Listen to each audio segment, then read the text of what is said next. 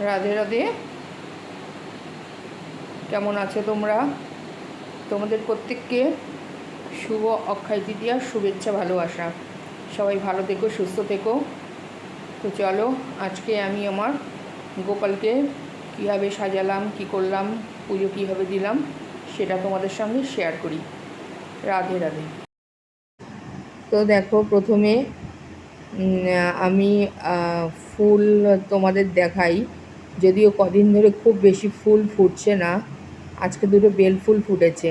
ভাবলাম ভালোই হয়েছে, অক্ষয় তৃতীয়ার দিন বেল ফুল ফুটেছে। এদিকে আমার কানহার জন্য মালা হয়ে গেছে। আজকে তো চন্দন যাত্রা, তাই আমি কানহাকে চন্দন দেওয়া শুরু করে দিলাম। প্রথমে চরণ থেকেই আমি চন্দনটা শুরু করলাম। তারপরে দেখো, কানার জন্য আজকে একটা জামা চুজ করা হয়েছে, ড্রেস। তোমরা বলো এই ড্রেসের কালারটা এবং ড্রেসটা কেমন হয়েছে, একটু আমাকে জানিও কেমন। কেননা আমার কানহাকে সাজাতে ভীষণ ভালো লাগে, ভীষণ। আর ভ্যারাইটিস রকম ড্রেস কিনতে আমার ভালো লাগে। তো কানহাকে আমি সাজাচ্ছি, সাজিয়ে গুছিয়ে। তারপরে আর যতটুকু জায়গা বাকি আছে চন্দন লেপনের, ততটুকু জায়গায় চন্দন লেপন করে দেব। আর এই চন্দন লেপনের সময় মহামন্ত্র জপ করতে হয়। হরে কৃষ্ণ হরে কৃষ্ণ কৃষ্ণ কৃষ্ণ হরে হরে, হরে রাম হরে রাম রাম রাম হরে হরে, হরে কৃষ্ণ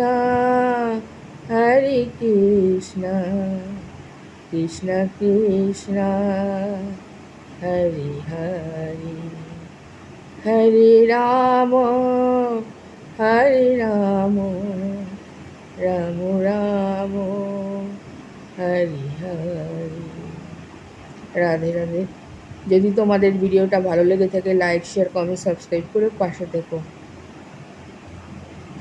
তো বন্ধুরা, আমি পুজো করার সময় ভিডিও করাটা ঠিক পছন্দ করি না।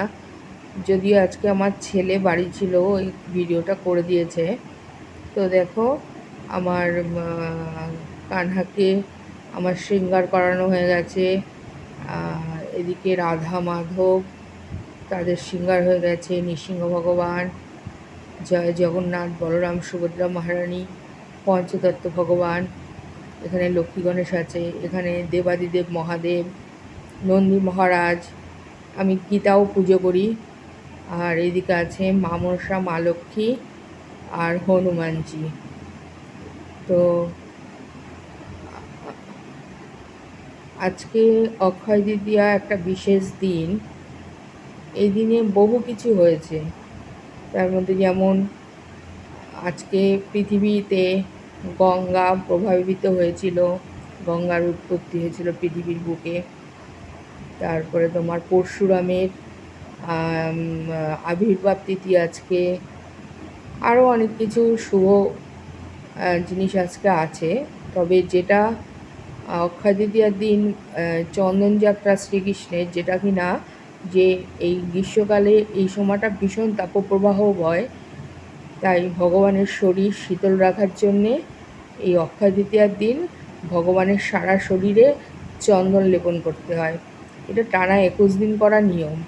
কিন্তু আমরা যেহেতু গৃহে থাকি, গৃহের বিভিন্ন কাজকর্ম করে এটা প্রতিদিন 21 দিন সম্ভব হয়ে ওঠে না, তাই আজকে বিশেষ দিনটায় আমি এটা করি। আর মঠ মন্দির যেগুলো আছে সেখানে টানা 21 দিন ধরেই এটা চলে, প্রতিদিনই ভগবানকে চন্দন লেপন করা হয়। তো তোমাদের কার কেমন লাগলো ভিডিওটা কমেন্ট করে জানিও। রাধে রাধে।